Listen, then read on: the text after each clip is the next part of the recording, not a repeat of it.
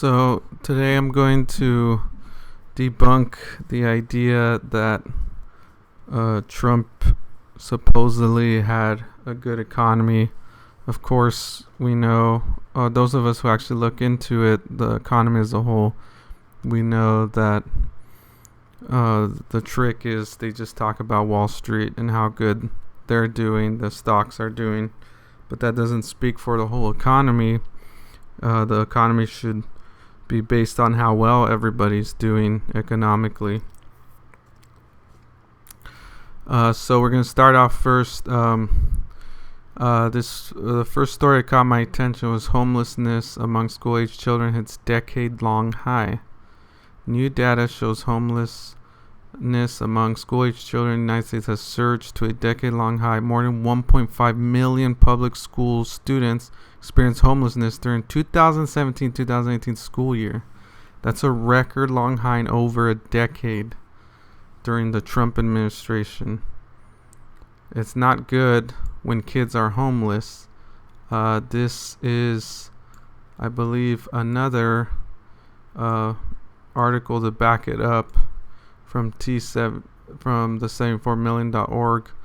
1.3 million homeless students. New federal data shows a 70% jump in K through 12 homelessness over the past decade, with big implications for academic performance. So there you go. Not great.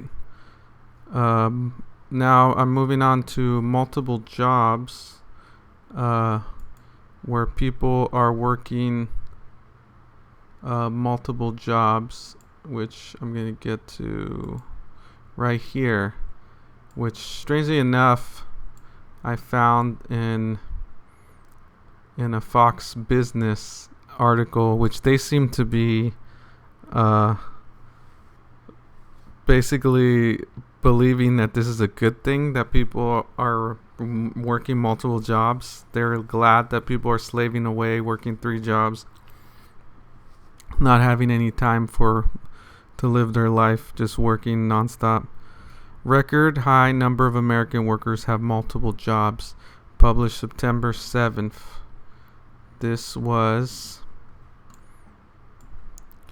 an article on Fox Business where it's showing that the record number of multiple jobs during Trump administration. This was, I believe, last year. Here's another article showing that record number of Americans working multiple jobs.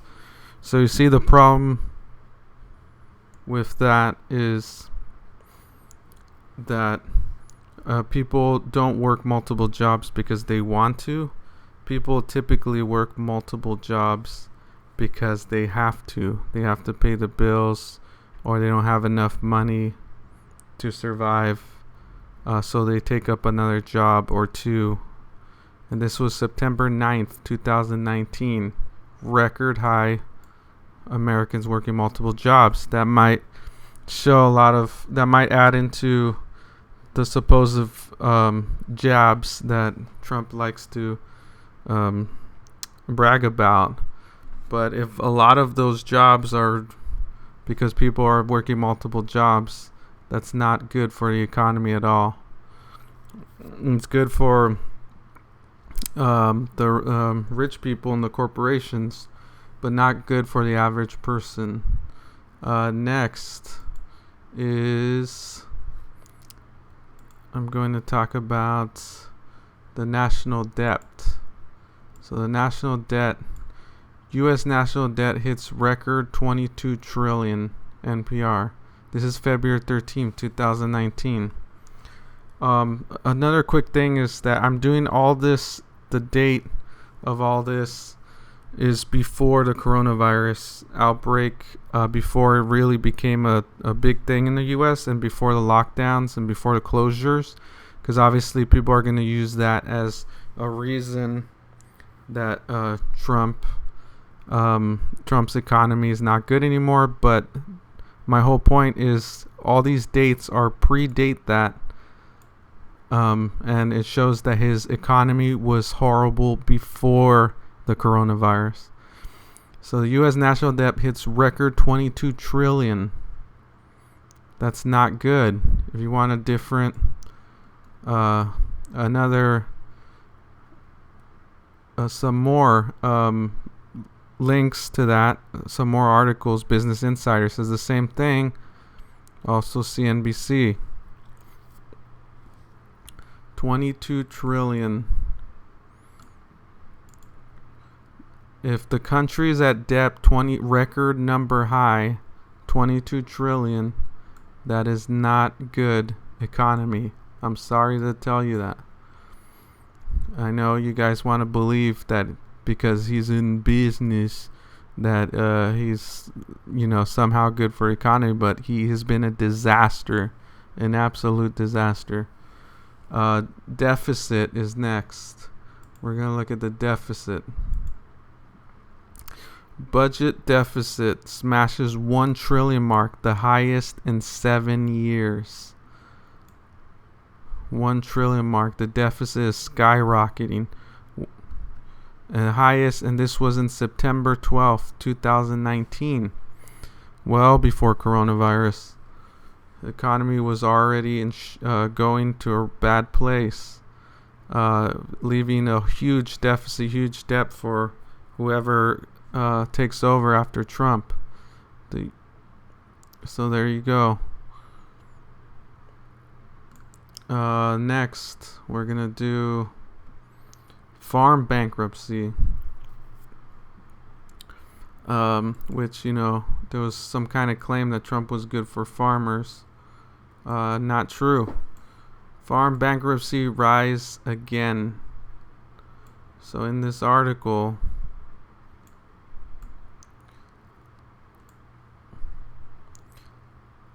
it says, moreover, farm debt in 2019 is projected to be a record high $416 billion. In 2019, farm debt has reached a record high, with $250 billion in real estate debt and $159 billion in non-real estate debt. So not good for farmers either. Record high debt. And we're moving on. Student loan debt also reach record numbers. The Nerd Wallet. Total federal student loan debt. Most student loans about 93%. According to December 2018 report, Measure 1. Total federal student loan borrowers. Total outstanding student loan debt 1.4 trillion. So we go down. Student loan debt statistic in 2020 record. This is February 3rd.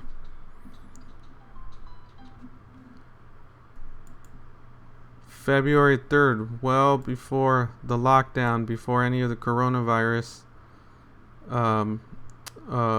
measures, social distancing measures, before coronavirus lockdown measures. Student loan debt statistics in 2020, a record 1.6 trillion. This is well into Trump's uninterrupted economy. 1.6 trillion record student loan debt. That's not good. And then we have Americans not in the labor force.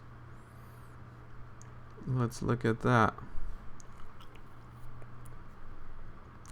Which, was also bad under Obama, I believe. But Trump continued it. The record number of Americans not in the labor force, a record high 845 million people not in the labor force. That means they're not even working. 96 million people are not working in the U.S. Now, this is April 3rd, just a little bit after this lockdown started. But take a look at here. After breaking 25 records, this is CNS News. records under President Donald Trump. Most recently, in December 2019, the number of employee Americans dropped sharply. In March,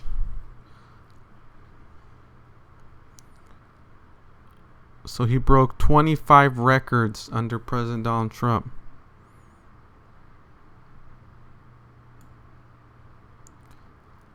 And here's the most important thing. This is not a labor force number.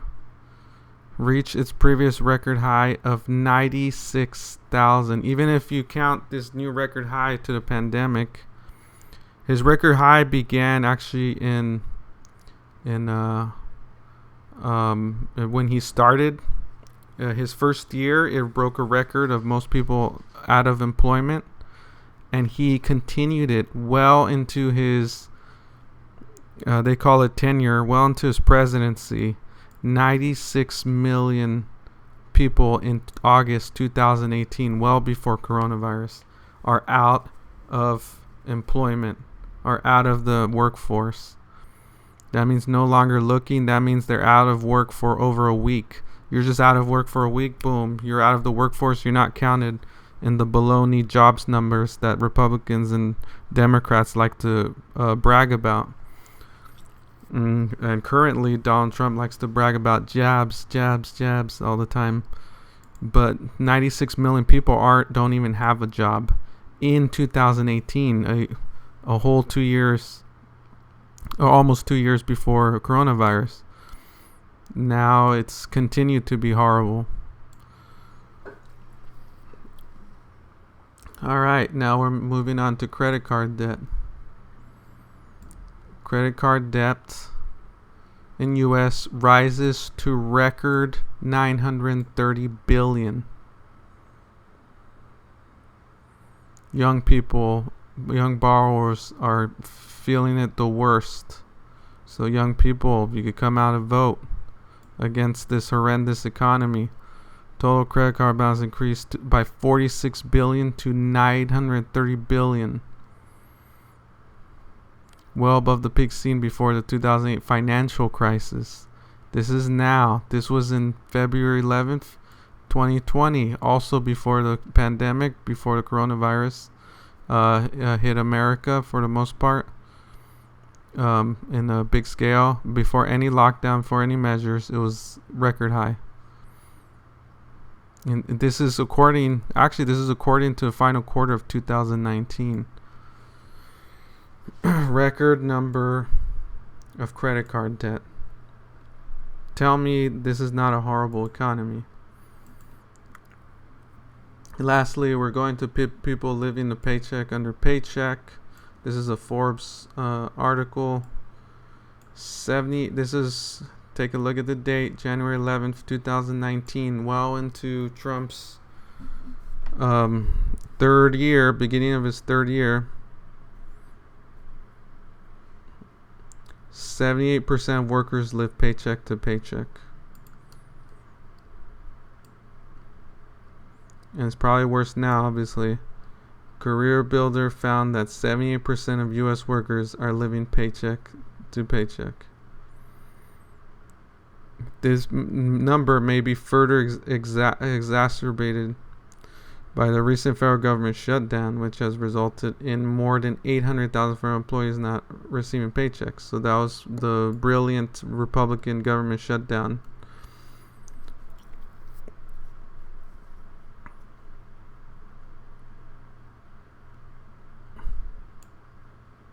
So this is even before that, in 2017, during Trump's first year, nearly 1 in 10 workers making 100,000 live paycheck to paycheck. That means things are way too expensive. If you're making 100,000 a year and you still live paycheck to paycheck, more than 1 in 4 workers do not set aside any savings each month. Nearly 3/4 of workers say they are in debt, and more than half think they will always be. So I could go on and on. Clearly, people are not doing well, haven't been doing well during Trump's economy during Trump's presidency. It's been horrible.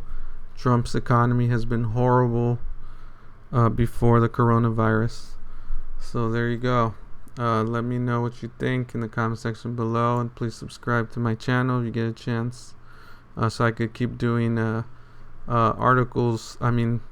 videos like this, where I get to talk about stuff that's I feel a lot of media have criminally overlooked and just did not address at all. A lot of even liberal media claimed that economy was good because their rich donors were getting massive stock buybacks, massive stock returns and stuff like that. So this is important, that our economy is based on the quality of life, not GDP or stocks. So there you have it. Let me know what you think.